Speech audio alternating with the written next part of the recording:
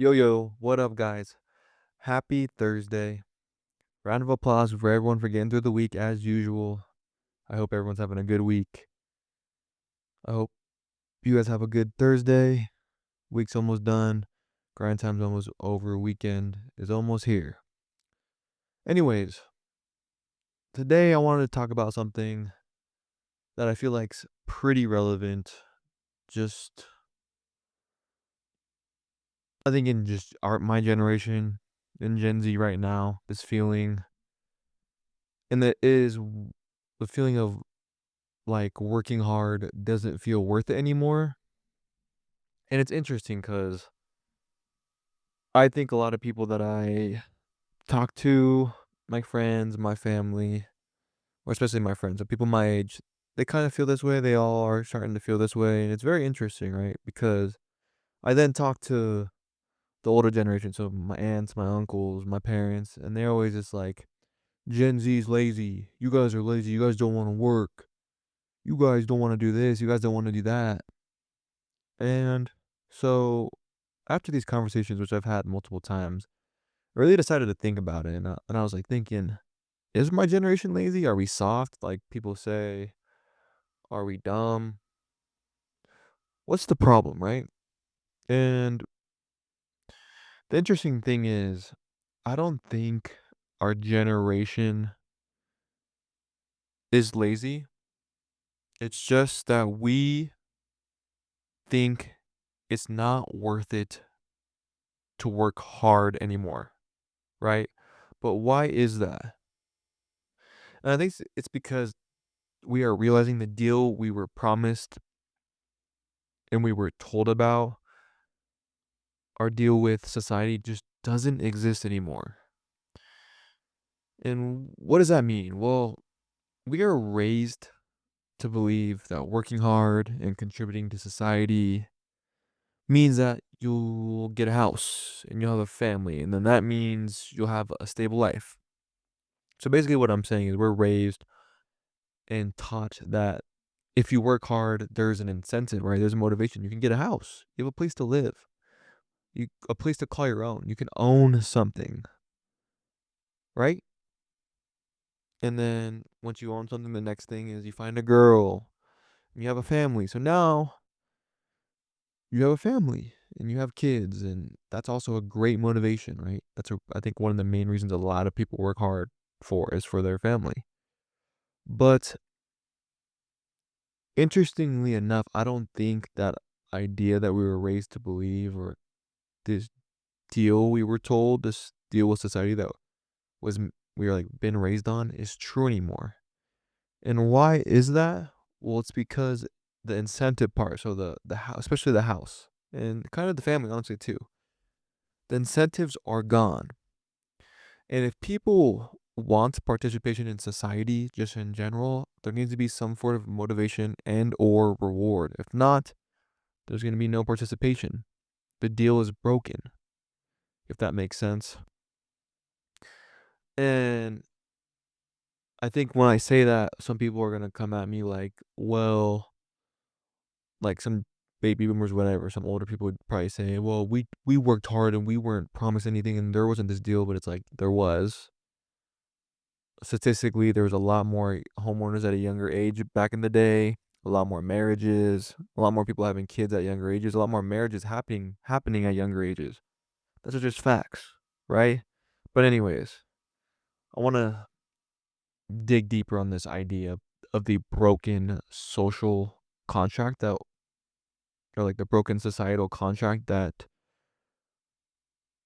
we were raised to believe in, and it's broken. It's not there anymore. And what basically the contract is every generation is supposed to help build society. So we're supposed to contribute towards society, make it a better place, make society better, improve it.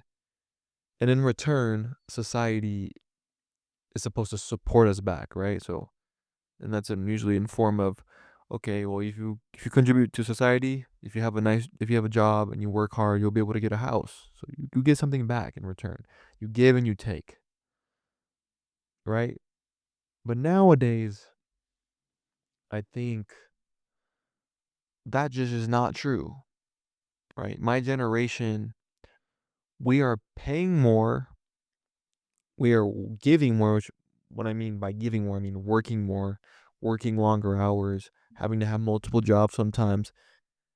And the worst part is we are receiving less. But what does that mean? What does it mean we're receiving less? What does it mean that we're paying more and giving more? Well, for example, rent is insanely expensive. It's not even really affordable. I'm pretty sure, or I am sure, that your rent, when it comes to what is affordable, should be 30% of your monthly income, right? That's almost, at least in my city, which is Denver, impossible to hit. A studio, like on average, I think costs in Denver 1,500, maybe more. But yeah, 50, if you want a nicer one, 1,700. But just for a studio, 1,500, which is insane.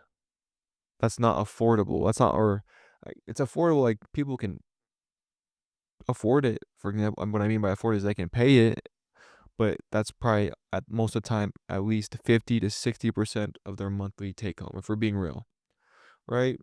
So rent's insane. Let's talk about healthcare. Health insurance, super expensive. Healthcare in general in America is super expensive, and it's getting worse and worse and worse. And it, but as we all know, the healthcare system in United States is broken. But you get what I'm saying? It's just healthcare. So healthcare, rent, super expensive. Okay, let's talk about groceries. Groceries are insane. I feel like I go to the grocery store, I spend $150 and I barely get anything. It's brutal. I get some rice, some chicken, some potatoes, some snacks, and next thing you know it's 150. Some drinks, 150. And it lasts me about a week. So yeah, that's great. That's me at least trying to be healthy. Obviously, I think some people, especially my dad, he always tells me this. You need to be eating ramen. Well, I want to be healthy, Dad. I don't want to be obese, fat, sodium filled bitch. You know what I mean? So no, I don't want to just eat ramen every single day. I actually want to have eggs and stuff and be healthy. So I am spending about $150 a week on groceries to even eat sort of healthy, and that's $600 over a month, right? That's a lot. It's a lot of money. It's not really affordable. So groceries, so super expensive, the most expensive they've ever been for sure. And then we can talk about, well, how do people get good jobs these days? And like, yes, I think you don't need college anymore. College is like not really the mainstream way like it was back in the day, but college is still can be important and still helps a lot of people get good jobs. It helped me get a good job. So, but college is expensive as fuck. Right? Not just tuition, but trying to pay for room and board, food. It's just so expensive. So everything in our lives, even we can talk about cars, we can talk about how expensive car payments are, whatever. Anyways, everything nowadays is so expensive. Inflation is insane. But and so I guess that would be okay if wages went up. So if wages match the inflation, that's awesome. That's great. But they don't. Wages have gone up a bit, but for sure not enough. And that's why so many people are struggling. But at the end of the day, it just feels like my generation, we are building a world that we cannot live in. And it sucks. And I feel like there's no point. And it feels like we are just trying every day or every week to just survive. I feel like I'm in survival mode most of the time. And what I mean by that is most of the money or most people's money goes to basic necessities. Plus, for a lot of people, paying off their student loans, their college debt, whatever. But after we have these basic, pay off the basic necessities, rent, food, car payment, college debt, college to get that good job, right? So, supposedly, at least, I don't know if even college is even worth it anymore, but there's nothing left. Health insurance, there's nothing left. There's nothing left at all for anything. So, this normal life that we were taught to work for, having a house, having a family, other luxuries, owning a car. instead of, leasing one. Those are impossible now because we can't even save any money towards getting a house. And they just feel out of reach and it sucks. And honestly, it kind of hurts. And I'll get into that in here in a second. But it just feels like nowadays, and I think this is what really hits home, hard work does not feel like progress anymore. It just feels like we're trying to survive. So now we just have to work hard to survive. Back in the day, if you worked hard, you made progress. You had savings towards a house or whatever. Now we're just trying to survive. But as I go back into how, this normal life we were taught is out of reach and how it hurts, I want to talk about really the psychological effects. And what I mean by that is like what our mindsets are when we figure this out and how we feel. For example, think about it like this, especially if this is for the older people, but this will help even maybe help you just understand how you feel. But our whole lives, we're taught that hard work leads to stability and success, right? We're taught that. That's what we're taught. We're taught that if you work hard, like this is like literally what we're taught. If you work hard, you'll get to own that house. You'll get to own something and be free. You'll get that stable life that everyone wants.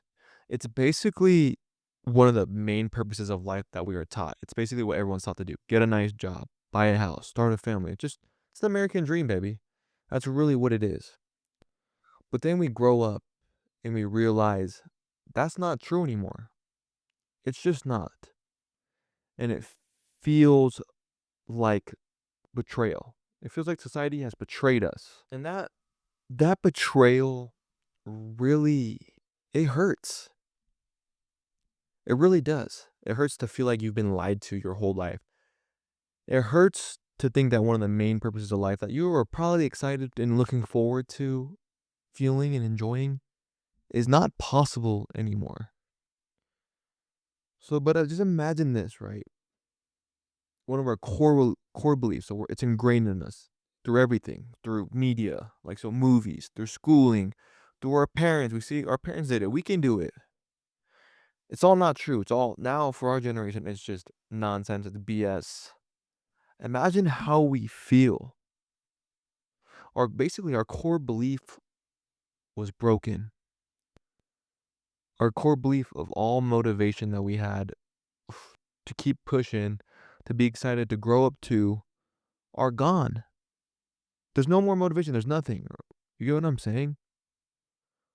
So, if there's no motivation, if a core belief we were taught and if what everyone was looking forward to doing is not available or can't happen anymore, what is the point? The point was there. The point was taught. There was a point, and it was taught to us, and years and years and drilled in us, and it made sense. We've seen it. We've seen our parents do it. It makes sense. All of a sudden, we can't. We come to find out as we grow up, as we get older, when we come to be an adult, that it's the point that same point that our parents had, the same motivation that was drilled in us, actually doesn't apply to us. So there is no point. And man, I could see that hurts. I could see why many people are hopeless or just don't want to contribute to society. Because what's the point? The point that we all believed in is not real. It's like someone figuring out that their whole life they're religious, they believe in God, they find out God's not real. I'm not saying he's not or he is, but somehow someone like it's terrible. It's sad. It's honestly, if you think about it, depressing. If you really want to dig deep, it's basically depressing. That's it.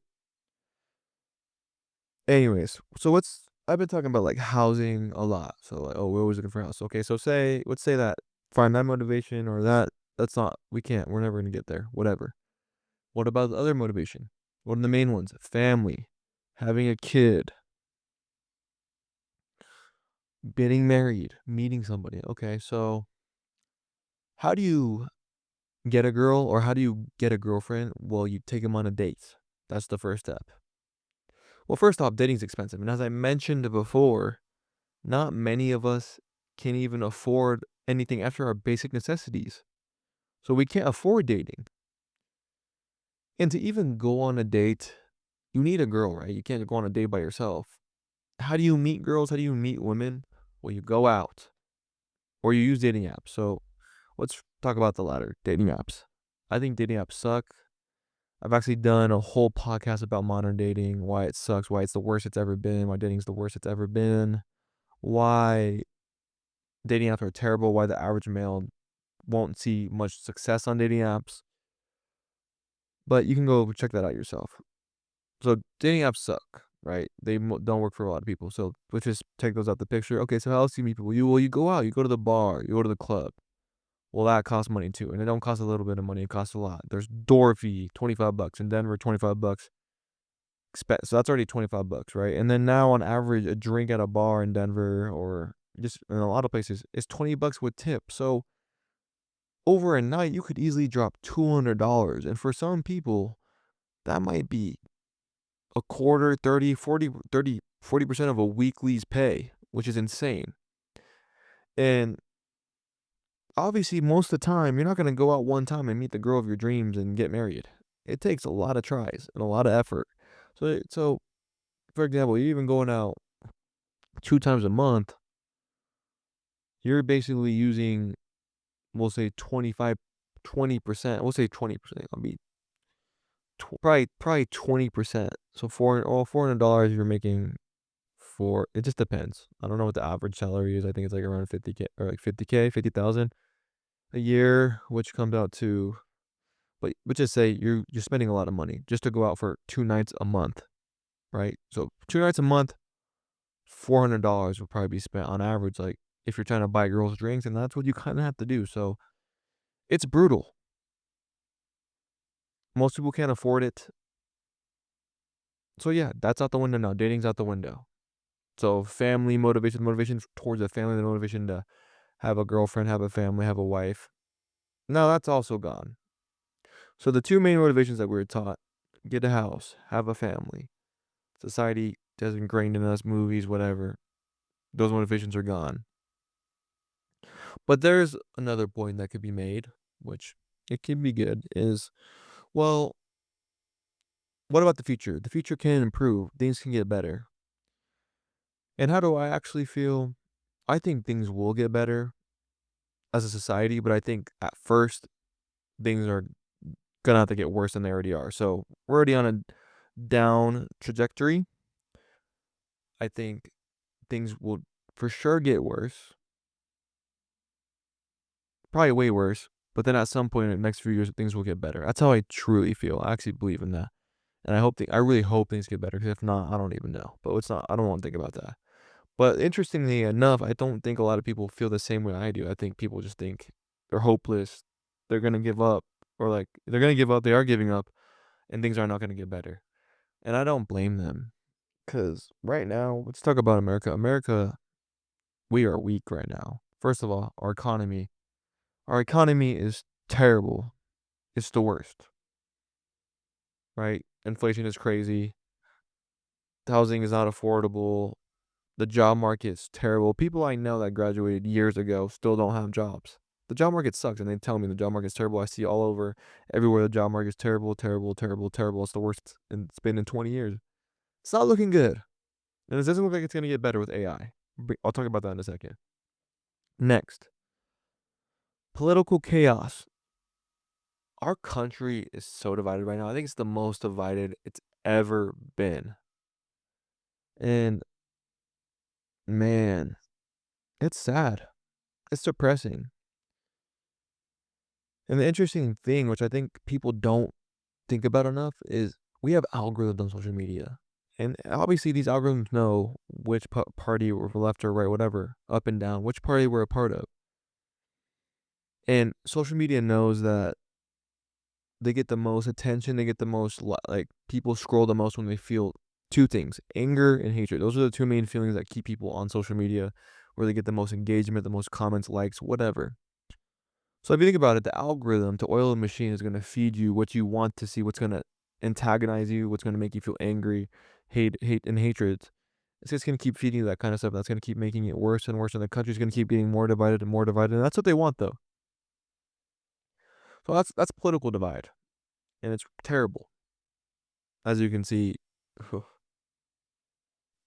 not even like about what I see. Just see the news. I see the things going on. It's sad. It's a sad world out there right now. Us as America, we are not getting along, and it seems to be getting worse, not better, and it sucks. It's sad. And then we could talk about social divide between from racism, which is normalized also on social media, or the gender war. We're just society, whatever. We are not getting along, and things seem to keep getting worse and worse and worse. And so I get it why people feel like they have no hope. And then let's talk about AI now. So for me, I truly, because I kind of look into it sometimes, I truly understand the power of AI, but I don't think a lot of people do. They see it on social media and they're like, "That's cool. That's all these like AI influencers or whatever, people making funny AI videos." Like that is cool, and that is cool. That's funny. I get it, and but there's so much more to AI than that. For example, everyone wants. I'm talking about Palantir. Everyone wants to know what does Palantir do? What does Palantir do? There's so many like they don't really even say, but I'll tell you what they do or what they can do, and like what this is to show you how strong AI really is. Palantir is a data collecting company. It's true, it's a data company. But their AI, the AI they use is so powerful. They can collect all this data from across wherever they're looking, and their AI can predict the future, literally. And what I mean by that is they can predict when a terrorist attack is gonna happen, and they try to stop it. That's why the government agencies use it. But that's insane. Think about it. AI can predict the future. And we're just getting started. We're like AI has only started taking off the past couple of years. Just wait until it's in full form. It's in its prime. Who knows what's gonna happen? But my point is, since people don't realize how powerful AI is, they don't know. They don't really think about like how many. Obviously, it's taking jobs, but at some point, it's gonna take a lot of jobs. Not just tech jobs, but these lower level jobs like servers, people taking your order at McDonald's, cooks, whatever. It could take all that probably in the next couple of years. So imagine what that's gonna do to society. I don't even know. But it's scary.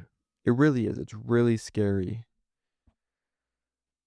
And I don't think it's gonna have a positive impact on society if I'm being honest. So I see why people think the future is not really bright and there's a lot of hopelessness out there. I really do. I get it. And my point of making this and talking about this wasn't to be like, hey guys, we should just give up. We should go in a hole. Let's just go in a hole. Let's go be gooners in a hole. Right? There's nothing else to do. Let's just go be gooners in a hole. No, let's go be chuds. One of my new favorite words. Chud. Cannibalistic humanoid underground dweller, I think is what it is. But anyways, yeah, let's go be chuds in a hole and goon. No, my point was to talk about if you're feeling this way, if you're feeling like what's the point? I've been working hard and I feel like I'm not getting anything in return. That you're not alone. A lot of people feel this way. It's normal. It's okay to feel this way. And I hope you feel like you're not alone in feeling this way. I hope you understand that most of Gen Z probably deep down feels this way, sort of at least. But I also want to point out something that, say, for example, the main motivations now, so that we're taught housing and family or whatever, that's not possible anymore. Owning something isn't possible anymore. Well, we as a society, we as Gen Z, we have to find different motivations, some new set of motivations for us to work hard or to contribute to society. And that could be anything. That could be a lot of things, and it could be different for everyone. But for example, just doing something you like to do or finding a job that you might actually enjoy or that you actually have a little bit of blood for. That's great. And that's rare, but that's just an example. But the biggest thing is, my biggest point is we got to find solutions to these problems, or at least attempt to find solutions to these problems. And that's easier said than done for sure. But I just believe that if you at least try to find some motivations, or try to give yourself a little bit of hope, it's better to live with a little bit of hope than to live with, or just to live while being hopeless. You get what I'm saying? It's hard to it's honestly, it's hard to live without hope. So if you have hope, if you can find some sort of motivation, anything, it might take time, but I would say at least try to look for it, because what's the point of life if you live it with a lot of hopelessness? That's just sad and depressing, and I don't want to live that way. I hope nobody wants to live that way. Anyways, good luck with that. I hope, like I said, everyone's having a good week. Please like and subscribe. I hope, yeah, just happy Thursday. I hope things get better for our generation. I think we're struggling and it's not getting better. Not yet, but it will. I promise. And you just remember, you're not alone. And if anyone ever has anything they want to talk about, always DM me. I'm always down to talk, always down to chat. I think in a one-on-one conversation, you'd be very surprised in how well I could help you. I've helped a lot of people, but topic for a different day. Anyways, thanks for watching. I'll see you next week. See you next Thursday. Have a good weekend. Thanks for watching. Love y'all. Peace.